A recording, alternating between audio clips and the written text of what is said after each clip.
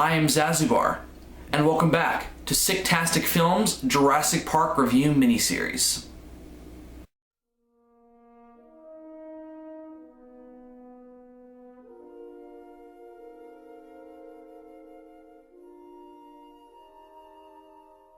The history of evolution has taught us that life will not be contained. Life breaks free, it expands to new territories, and it crashes through barriers painfully, maybe even dangerously, but I'm simply saying that life finds a way.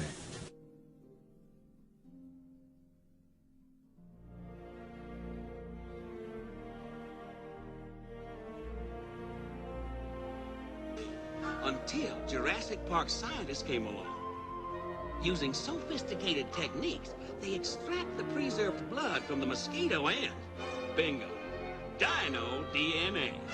Dinosaurs and man, two species separated by 65 million years of evolution, have just been suddenly thrown back into the mix together. How can we possibly have the slightest idea what to expect? Dr. Grant, my dear Dr. Sattler, welcome to Jurassic Park.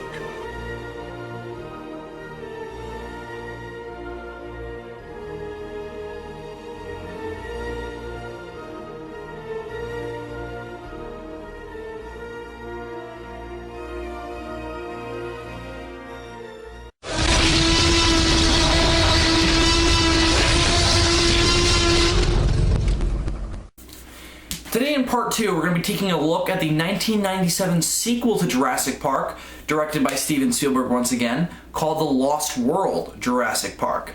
Funny thing about this film, as I mentioned in my previous review, there is in fact a very famous novel written by Sir Arthur Conan Doyle called The Lost World, which is also about dinosaurs, which has many movies based on it.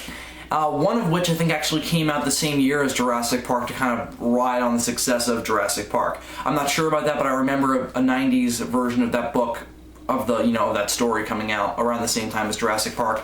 Pretty sure it was just because Jurassic Park was a smash success, broke box office records, and got extremely positive reviews. With that being said, because of those extremely positive reviews, Michael Crichton, who had never written a sequel to a novel before, was pressured by the public who loved the movie Jurassic Park, the production company, and even Steven Spielberg to write a sequel to Jurassic Park, his novel, in order to give the production company some source material to make a sequel to their film Jurassic Park. So,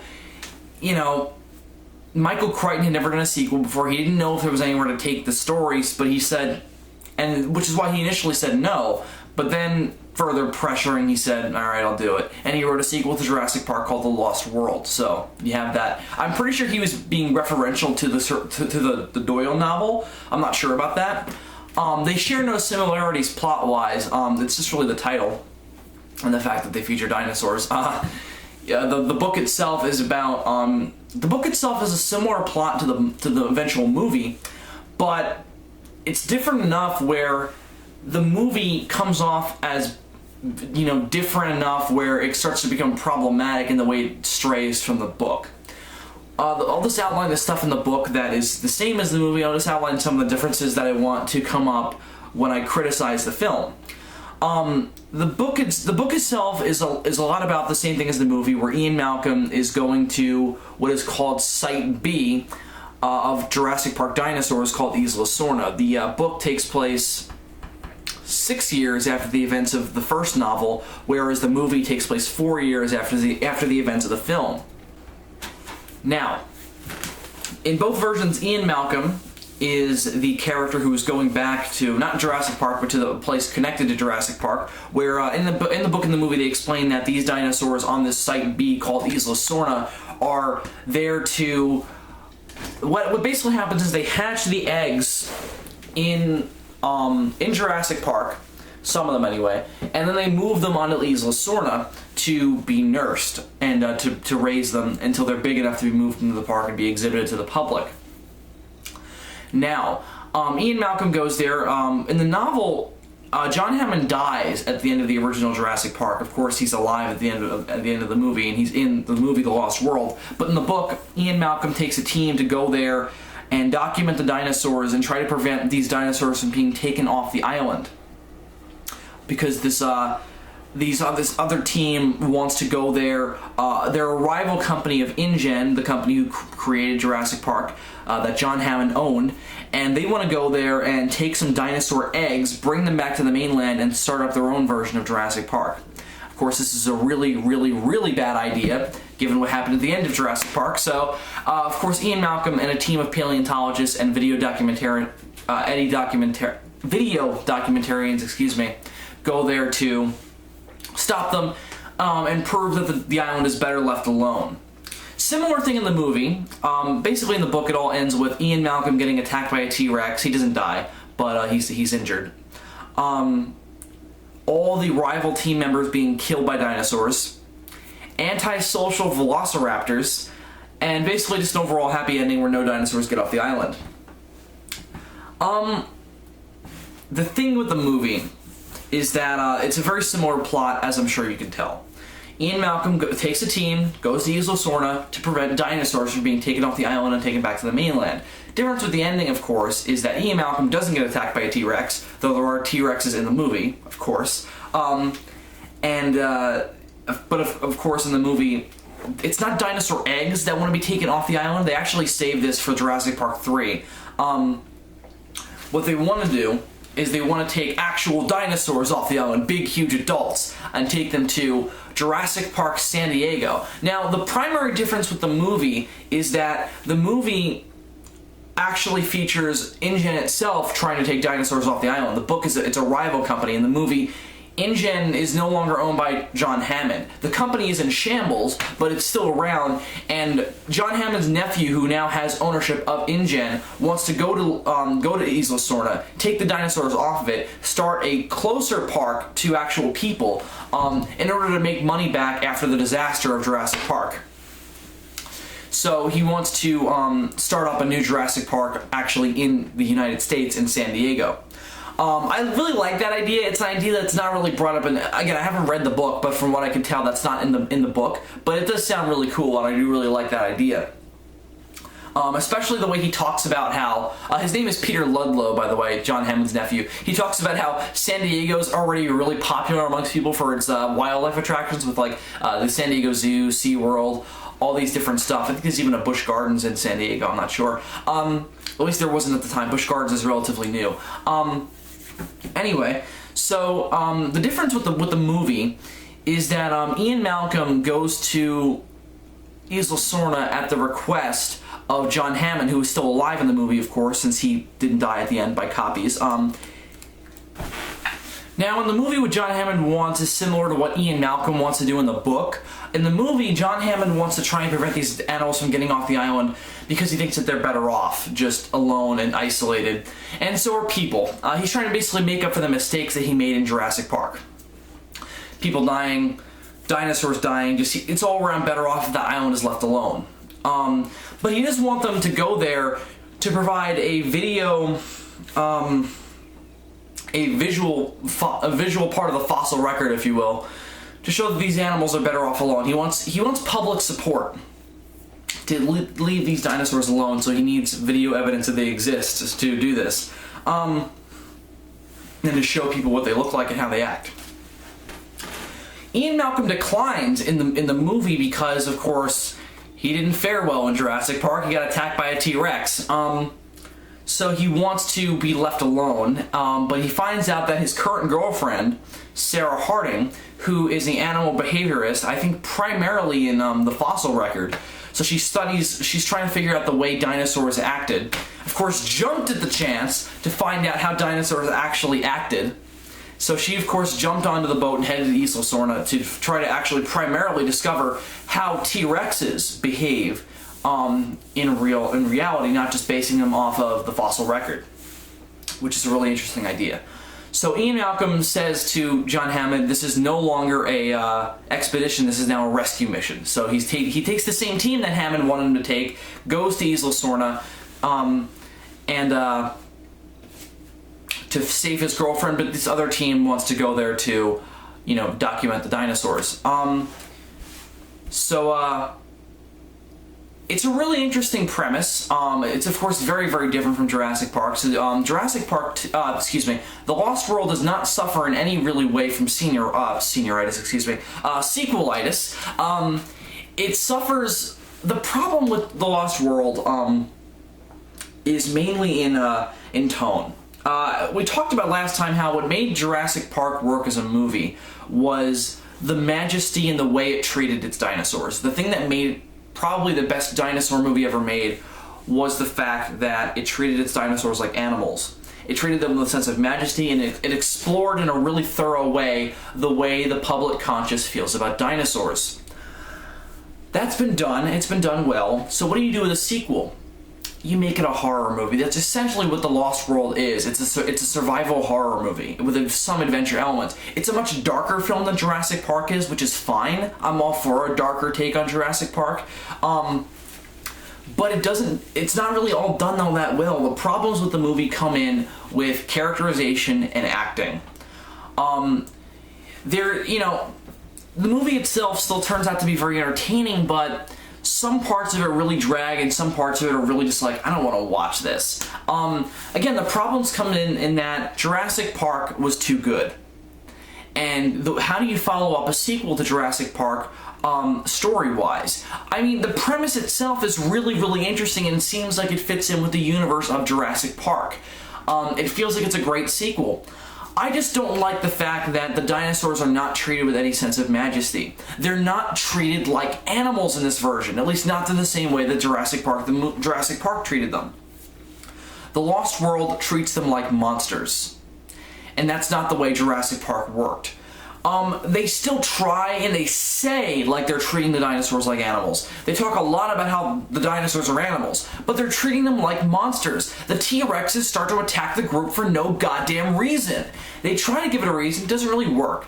Okay, the T-Rexes are the main dinosaurs in this version, whereas the Velociraptors and the T-Rexes shared the spotlight with the other dinosaurs in Jurassic Park. This one is nearly entirely T-Rex central. There are, of course, other dinosaurs in the movie, but the T-Rexes are the focal point. The Raptors, we'll get into the Raptors because it's a fucking disaster.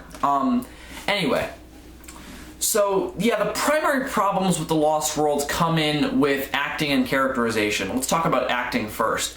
Jeff Goldblum returns as Ian Malcolm. I love Jeff Goldblum. The Fly is one of my favorite science fiction films. I love Jeff Goldblum. Anytime he shows up, I'm like, yeah, Jeff Goldblum! I loved him in Jurassic Park. He was very, very funny. I loved his character. I loved the way how, not a lot of people liked him. He was very much so, as a chaotician, he was always pointing out the logical flaws in things, and no one likes that. You know, no one likes a logical flaw pointing out person. So I really liked that. He was very much so, a nonconformist. And, I like that about him. And there's a lot more of that in The Lost World. At least there is at first. Ian Malcolm very quickly loses his chaotician roots and just becomes a survivalist, basically. He goes... I mean, I don't even understand why John Hammond goes to Ian Malcolm. At least in the book, it was Ian Malcolm was being proactive.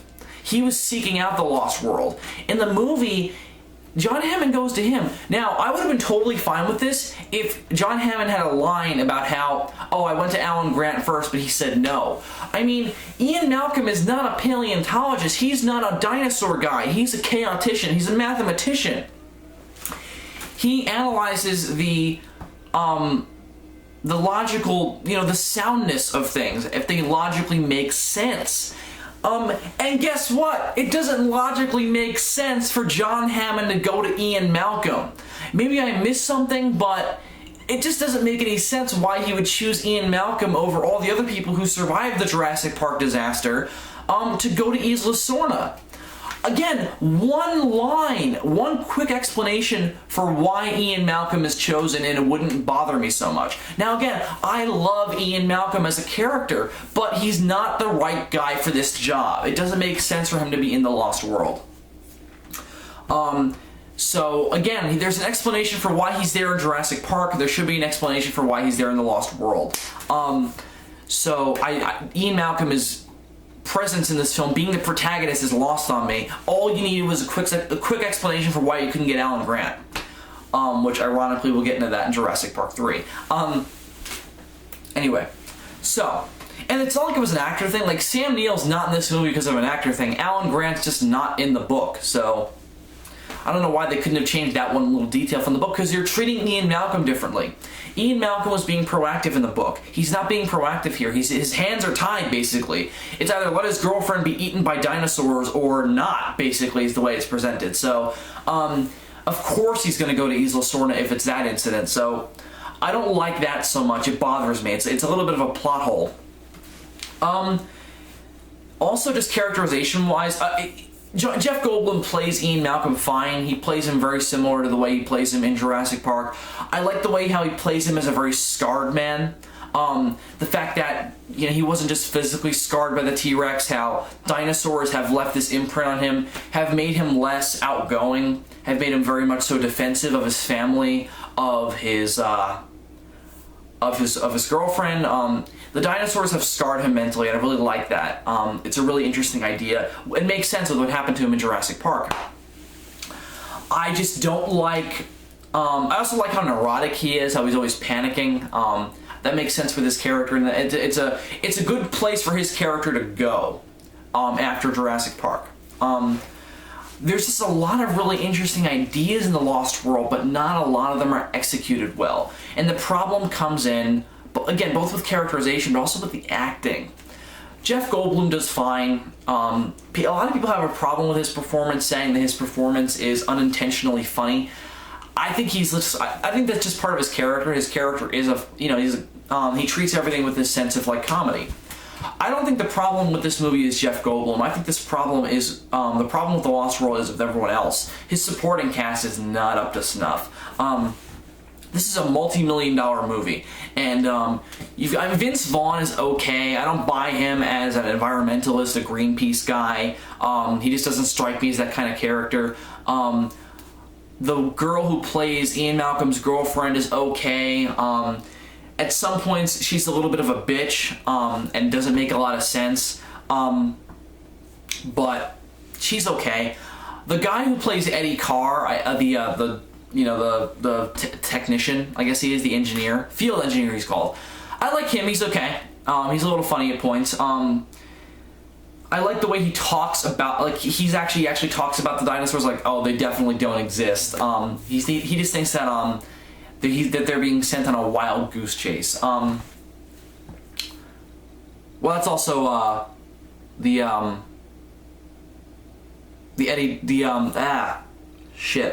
video documentarian played by Vince Vaughn. They both have that kind of like skepticism towards whether or not the dinosaurs exist, which I really, really like. There's this great scene where they say to Ian Malcolm that they're going on a wild goose chase, and Ian Malcolm goes, "No, this is the only place where the geese chase you." I love that a lot. Ian Malcolm's daughter, I don't know the actress's name, but her name is Kelly. She's again, I don't like kids in Jurassic Park, so she's a little annoying. She ends up going on the expedition just because. I mean, the thing I don't like about this is that in Jurassic Park, it made sense for kids to be there because they were trying to explore.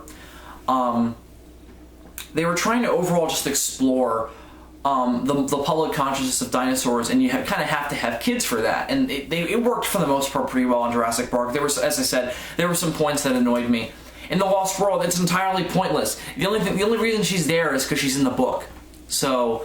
And she feels entirely pointless. She's just kind of a hindrance. And she's not even like, it's not even like she's in the movie that much. The movie is entirely focused on the adults and their horror at the dinosaurs. There's really no reason for this girl to be there. So I don't, she's kind of pointless. The biggest problems with casting are the villains, quote unquote. Why are there villains in Jurassic Park, first of all?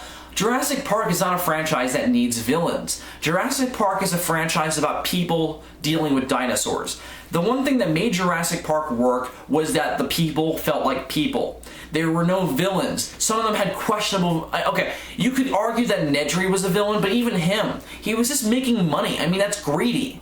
It's not villainous behavior. He's just trying to make money. I mean, it's bad behavior, but it's not villainous. He's not the antagonist. His idiocy causes a problem, and the people deal with that problem. There's no villains. It's people reacting to situations. And that's the way real life works, and it made Jurassic Park more compelling because you didn't have cut and dry movie villains and heroes. It was people dealing with a situation, and that's what I liked about it. That's what made Jaws work, and that's what makes Jurassic Park work. The Lost World has villains in it. The people don't feel like real people. They make decisions that don't make a lot of sense. They work on movie logic. Jurassic Park did not have movie logic in it. People acted like real people. One thing that I like a lot is that in Jurassic Park, when someone didn't like another person, they masked it. Alan Grant and Ian Malcolm were not big fans of each other, but they masked it. They had friendly conversations. They had moments where they didn't like each other, but they hid it behind small talk. And that's the way real life works, at least in my experience. When you don't like someone in real life, you don't just come out and say, you're a douchebag. You mask it, and you put subtle ways of saying, I don't like you that much, get the hell away from me. In this movie, in The Lost World, they don't care. They're just like, I don't like you, and here's why. It's obnoxious dialogue that you only see in movies. You don't see that in real life. You only see it in movies. And it's all over The Lost World. It's all over it. The villains in this case are John Hammond's nephew, who is just after money. Again, you can make the argument the same way you could with Nedry, that he just wants money. But he's underdeveloped, and Nedry is too, but Nedry is just there to get a situation going. He's a plot device. But his reactions make sense. He's just after money because he thinks, oh, whatever, I work there anyway. I'll get them some dinosaur embryos and I'll escape the island. Everything will be fine. It just went wrong. This guy, Peter Ludlow, is just an asshole. I mean, he just wants to go after these dinosaurs just to make money off of them. I'm not saying it doesn't make sense. Now that he owns InGen, he has a responsibility to InGen to make them back some money. But it's greedy corporate stuff, and it doesn't work well with Jurassic Park. Jurassic Park was about the majesty of dinosaurs. This is about we can profit off of dinosaurs. And again, there was a little bit of that in Jurassic Park with the lawyer. But the lawyer, again, it made sense. It was a reaction to a situation. I don't really like it in this case. The people just are antagonistic towards each other, and I don't really like that. Again, it works better. Okay. It works with the dark tone that The Lost World has, but it doesn't make it a better movie. It makes it it doesn't make it an enjoyable experience. It turns into a little bit of an antagonistic movie that's not that much fun to watch. And that's really my sole problem with The Lost World, is that at points it's just not that much fun to watch. The scenes where the people are being douchebags towards each other, I'm just like, just shut up and just work together already. The scene where the two groups who go to Isla Sorna first meet up, where the T-Rexes attack Ian Malcolm's team because what happened is the people who went there to harvest the dinosaurs are also one of them is there to hunt the dinosaurs, because he's a big game hunter. So what he does is he kidnaps a baby T-Rex and injures it so that way he can get the big male T-Rex to come to him so he can hunt it. Ian Malcolm's team, mainly his girlfriend Sarah Harding, take the baby in to help it to set its broken leg that the guy gave it, and obviously the T-Rexes come after them to get their baby back. The T-Rexes attack them and they almost get thrown off a cliff, but the other team saves them in time. And then they're all antagonistic towards each other, which I guess makes sense, but it's not very fun to watch. To see them be mean towards each other, it's just like, just get your asses together and get off this island. It just doesn't make a lot of sense, and that's really my big problem with characterization in this movie. People are antagonistic towards each other and don't try to hide it. That's really my big problem with this movie. Just characterization-wise. So yeah, that's really my big problem with the movie, is characterization and acting. The villains, I don't like acting-wise either. Peter Ludlow is generic, and his acting is all over the place. Sometimes he's this big, corporate tycoon who anything he says goes. Other times he's a meek little, okay, I'm just trying to make money. Those are two different kinds of greedy characters in films. And you can't just dabble in both. Make him the Lex Luthor or make him the lawyer in Jurassic Park. You know, pick one. This guy would have come off better to me as a Lex Luthor type, as a big, I'm trying to make money, rather than, I'm just trying to make money, don't kill me, dinosaurs. He would have worked better as a Lex Luthor type of, I'm going to kidnap the dinosaurs and bring them to San Diego. He comes off as more the meek type guy, and that doesn't really work well. So let's get into the highlights of this movie. Well, I still really like The Lost World. I still think it works. My only problem with it is the dark tone and the antagonistic nature, and the fact that they treat the dinosaurs like monsters. They don't treat them like animals. The problem with that comes in one scene very early on, where they look at a bunch of stegosauruses moving into a clearing, and they start going, oh wow, that's so cool. And then Ian Malcolm says, yes, first there's ooh and ah, but then later there's running and screaming. I like that line. It makes sense. But it ruins the majesty of the dinosaurs. And very quickly, those stegosauruses are a threat. I think that The Lost World should have treated the dinosaurs with the same sense of majesty at first that the dinosaurs were treated with in Jurassic Park. Because it works better with the premise. They want to go and video document these dinosaurs in their natural habitat. We haven't seen dinosaurs in their natural habitat in this franchise yet. In Jurassic Park, they roll behind fences. Now let's see them without any fences. I think that that's the best idea to support this premise, and I think it would have just worked better with this movie. I think I would have liked this movie a lot better if the dinosaurs were treated with majesty at first. There's really only two scenes in the movie where they are treated with majesty. It's that opening scene with the stegosauruses, and then it's the scene later where the ending shots where the dinosaurs are on Isla Sorna, and the ending is about to happen, where you just see the dinosaurs being dinosaurs, and the T-Rex roars, a pteranodon lands in frame, the Jurassic Park music swells, and then the movie ends. It's only two shots, and I think that the movie needed that progression that Jurassic Park had from majesty to horror. It's all over the place in The Lost World, so I don't like that so much. Let's get into what I actually do like about The Lost World. Why do I still like it? I still like it because, again, I like Ian Malcolm. I like the premise. There's a lot of interesting ideas in the film. I like the idea of there being a Site B. I like the idea of sending video documentarians there to investigate the island. I really like the atmosphere of the film. The darker atmosphere works in this regard. It's all very mysterious and kind of creepy. It's different from the way the Jurassic Park was. Jurassic Park was all about majesty. I think the difference in tone can be summed up as, on Jurassic Park's poster it said, an adventure 65 million years in the making. In the Lost World's poster it says, something has survived. That's more adventure, this is more horror. And I think the horror really works for it in most cases. Again, at some points it doesn't work so well. Like, I don't like that the dinosaurs are treated like monsters, but I like the creepy tone. It really works for me in that way. I love the scene where, this is just a perfect example of the way I like my horror. There's a scene where they're, Ian Malcolm and his team are on their way to the Lost World, to Isla Sorna. And they meet up with a boat captain who's taking them there. And the boat captain goes, he doesn't want to go any closer to the island because he's heard too many stories about fishermen going missing. I'm like, that's so cool. The dinosaurs are becoming a legend. I like that a lot. That the fishermen are being taken by these dinosaurs. I think that's really cool. I really like that scene, how it's just like he goes, I'm not going any closer because these islands are called the Five Deaths. I think that that's really cool. It sets up an atmosphere like these dinosaurs have an impact on the world they were around. And the atmosphere is just really strong. And the shots of Isla Sorna are really cool. You just see the mist around the island. It's filled with mystery and creepiness. I think the atmosphere really works for it.